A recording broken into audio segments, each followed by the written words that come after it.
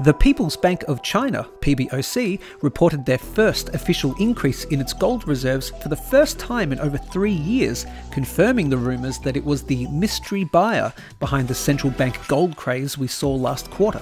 Perhaps unsurprisingly, yesterday it was announced that the Chinese central bank increased its gold holdings by 32 tonnes in November. While the lack of clear reporting and transparency in the above graph is laughable, as there's not been an update since September 2019, the trend is clear. China is buying gold at an extraordinary rate. China is not alone. In fact, newly released data by the World Gold Council showed that central banks globally added an additional 31 tonnes of gold to their official reserves last month, with the Central Bank of UAE being the largest buyer, purchasing a total of 9 tonnes of gold in October.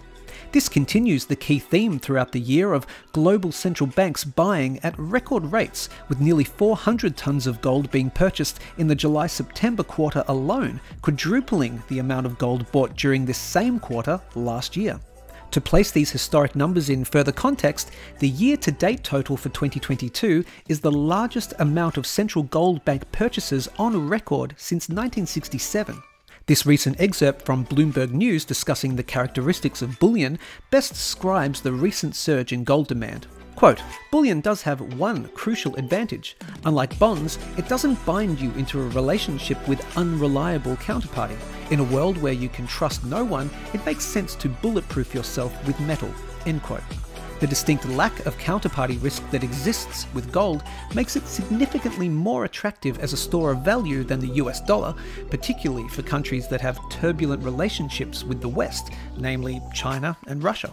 As we've seen with Russia this year, the consequences of geopolitical tensions with Western nations only worsens the greater the reliance on the US dollar, i.e. the overseas assets of many Russian oligarchs were frozen after the Ukraine invasion.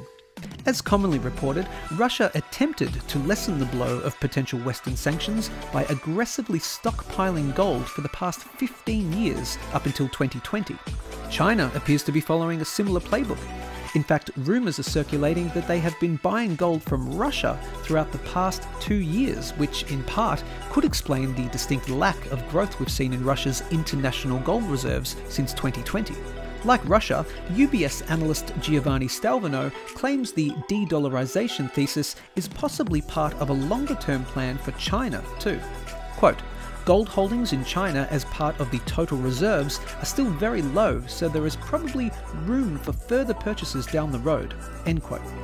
Anticipate seeing further revelations over the coming weeks and months pertaining to China's rapidly increasing gold reserves. And furthermore, the key reason why these nations are stockpiling hefty reserves is becoming clearer by the day. It is the same reason why we as individuals often buy gold: sovereignty.